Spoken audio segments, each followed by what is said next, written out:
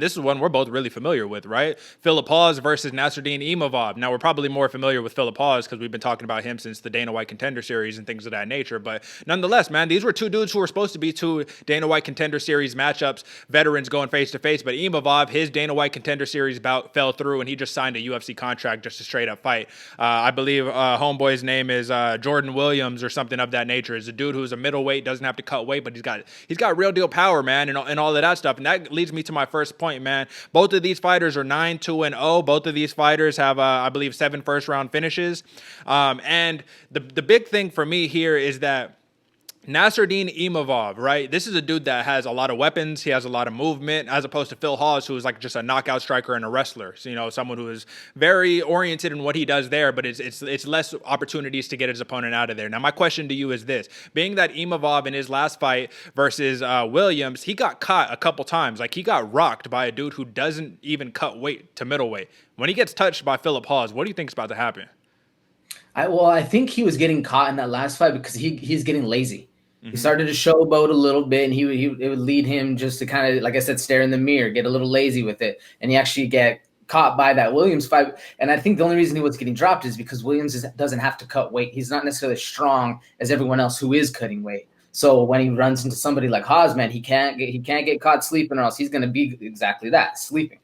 And I personally, I actually like Nasruddin's movement because he does move that in and out. He has that karate style, but man, Hawes, if he touches you, if you get lazy and you got staring in that mirror, man, it's gonna be a long night.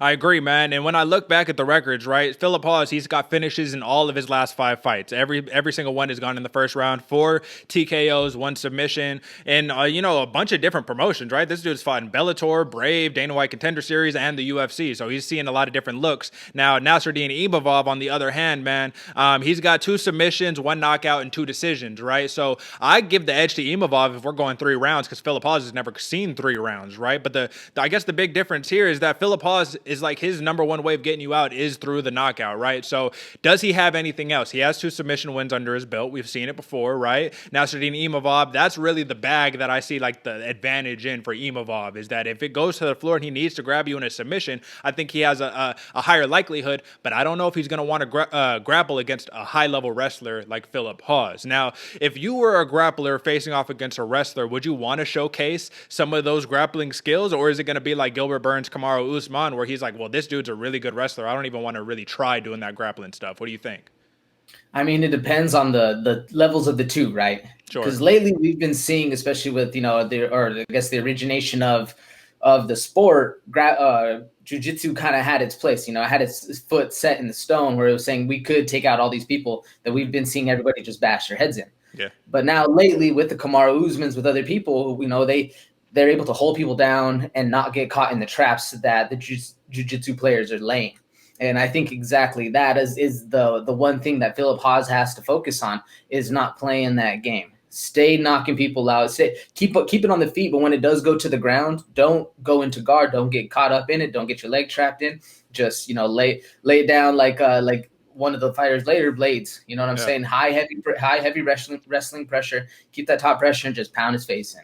I think that's really the key. What do you think? Well, much easier said than done, of course, right? But I think that the only way that Philip Hawes would be able to implement that is if he has that gas tank that Curtis Blades has, because Blades got a real deal gas tank. We don't know if Hawes has a real deal gas tank, and that's my thing, is we haven't seen, kind of like in the last bout, like I was just talking about, we haven't seen Hawes when he can't land the big punch, when he can't find that one hitter quitter that gets his opponent out of there, or even, start going for the ground and pound and stuff like that. So I think Imavov has more ways to win, but nonetheless, in the betting odds, this is more or less a pick 'em. You know what I mean? I think last time I checked, Phil Hawes was like minus 120, Imavov was like minus 110, 105, something like that. So ultimately, it's a pick 'em, but if the dude...